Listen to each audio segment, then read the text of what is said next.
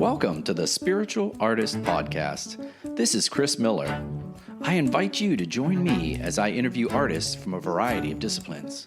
We'll share powerful stories and lessons learned while making their art.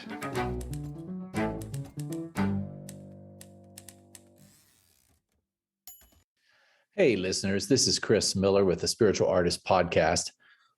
It's been several weeks since I've done an interview, and I'm looking forward to an upcoming interview, but I thought I'd give a special issue here and tell a story of my recent adventure in Santa Fe.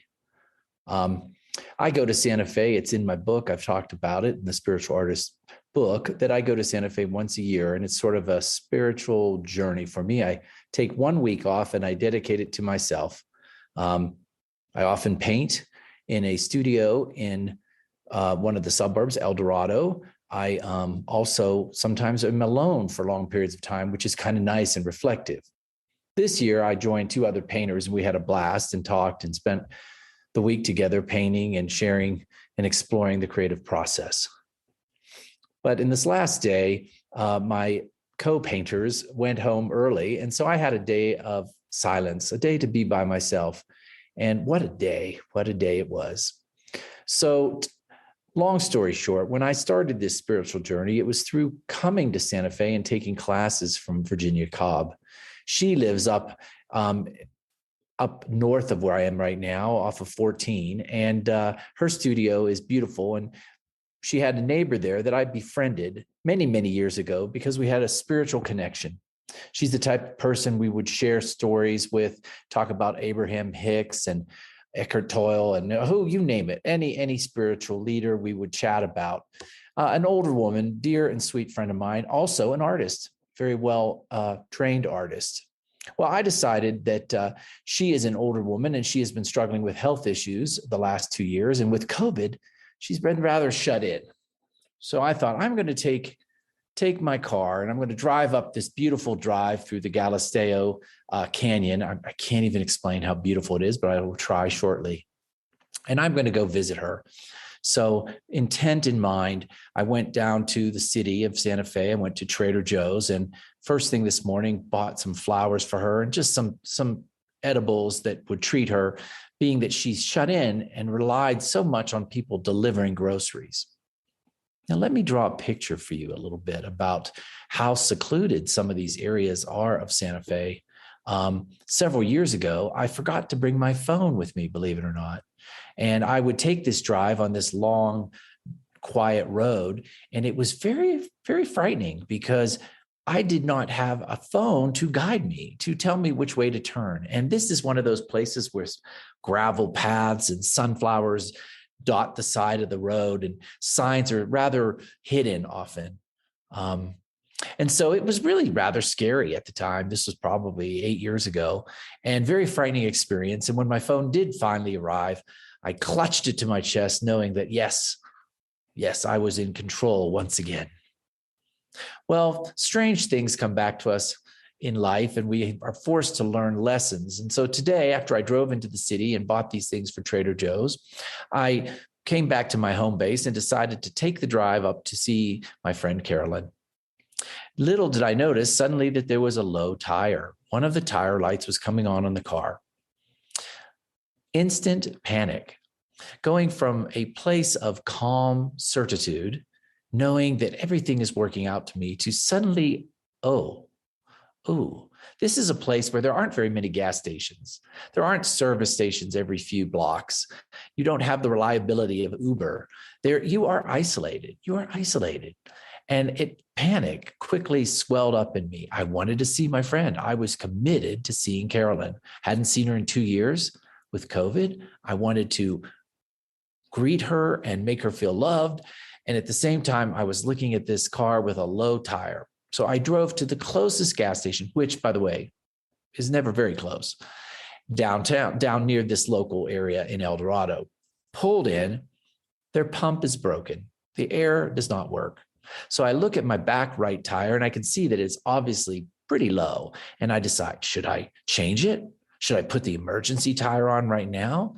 Should I risk it and drive this long 30-minute drive up through the mountains of this secluded pass where there's very little sidewalks. There's nowhere to stop.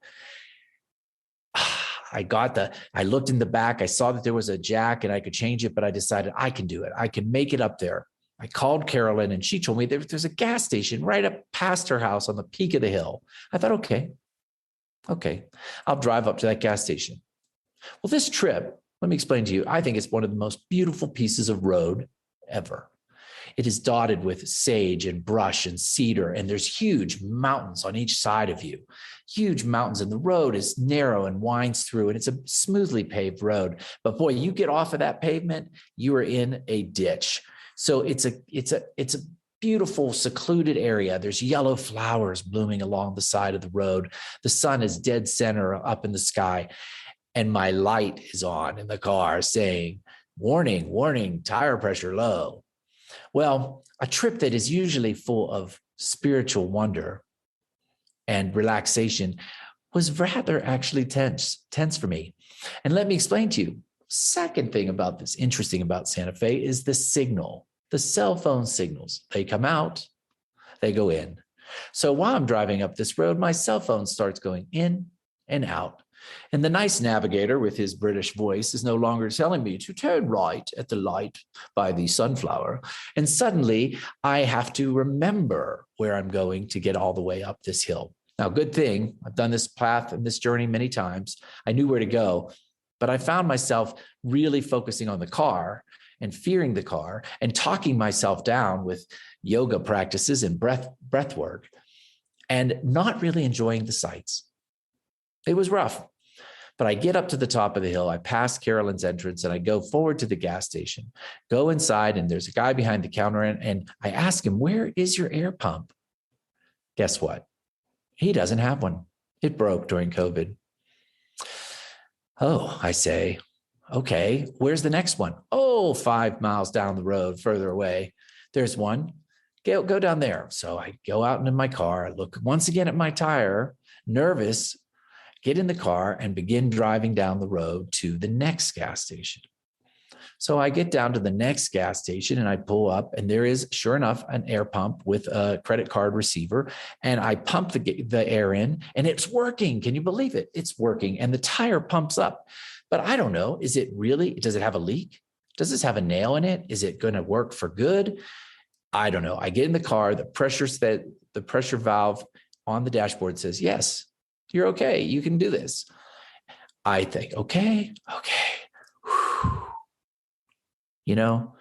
We like to think that we love the great outdoors and we want to be free, but sometimes freedom is a little scary.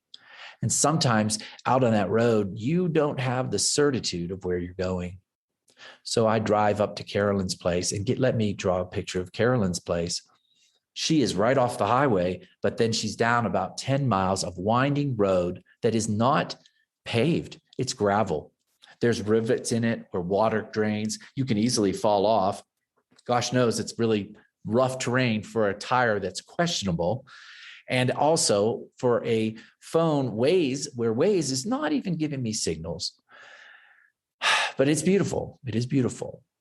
And so I continue driving and I just walk through it. I decide, you know what? Sometimes fear is there, but we have to walk through it. I'm a little nervous. I get a little crampy when I get nervous.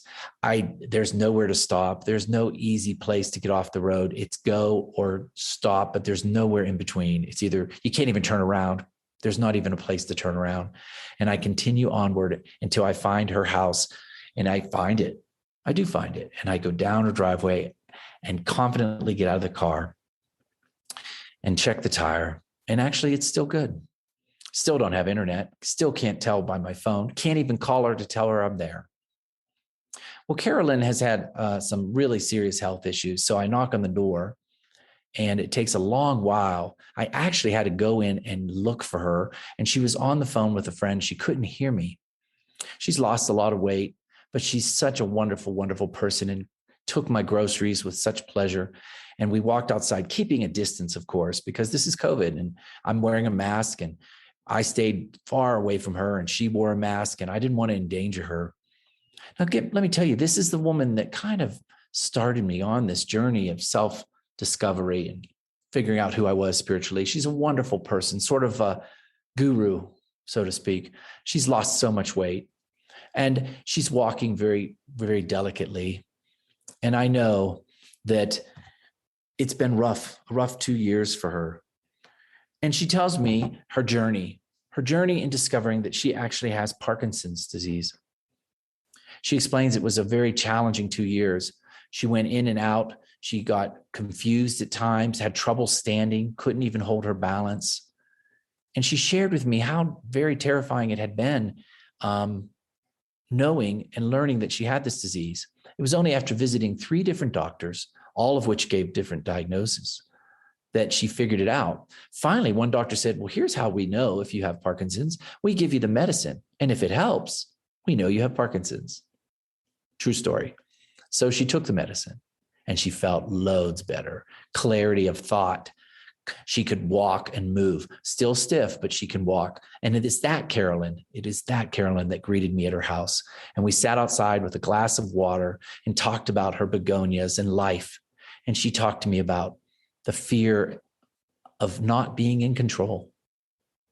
Not being in control. Very interesting. How there were times when she was so tired and so sick that she had to leave the door unlocked. She lives alone, by the way, and hope that her home care people would show up and come in and help her. And at times she was so confused that she was literally sleeping when they got there.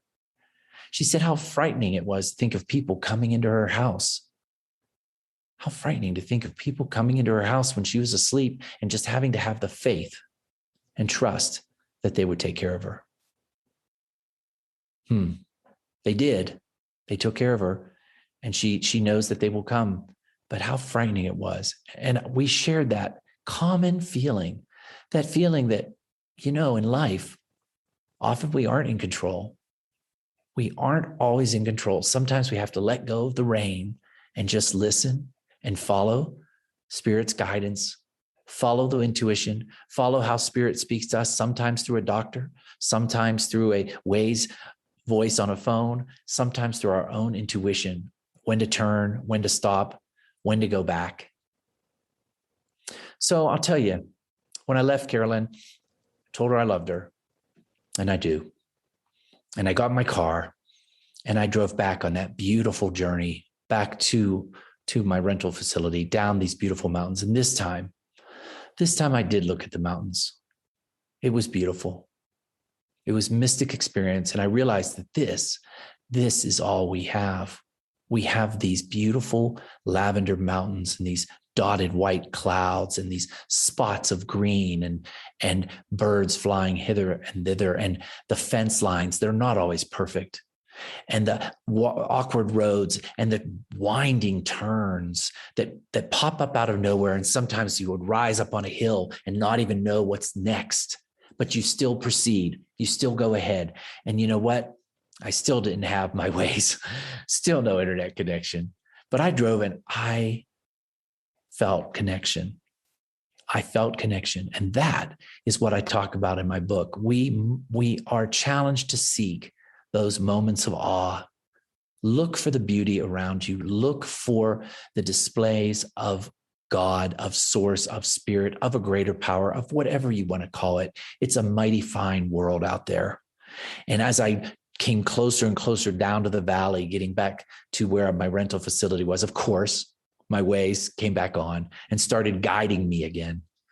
But I knew, I kind of felt a sense of resiliency that I had actually gone for a while without any guidance, or at least with what I thought was no guidance. And I walked through it. And I appreciated that Carolyn and I still have journeys together, learning how we walk through things in life where we aren't always in control. We don't know what's next, but there is always beauty around us. There's always someone at the door bringing some flowers. There's always a beautiful mountain range. There's always yellow fall asters blooming, purple blooming asters on the street. There's something to see. So with that short little nostalgic visit to my Santa Fe, I would ask you to proceed for the rest of today and look for the beauty around you, and know that even if you don't feel in control, even if there's things going, there's bills, there's jobs, there's offers, there's situations with your family and friends, you're not in control. but you are guided. Thank you for listening, and I hope you have a special day and seek the moments of awe. Thank you for listening to the Spiritual Artist Podcast. Whether you're following the show on Apple Podcasts, Spotify, or Google Podcasts, make sure you choose the subscribe button so you'll receive new segments when they're released. Plus, check out my new book, The Spiritual Artist, now available on Amazon.com. In the meantime, be still, listen, and know that you are a spiritual artist.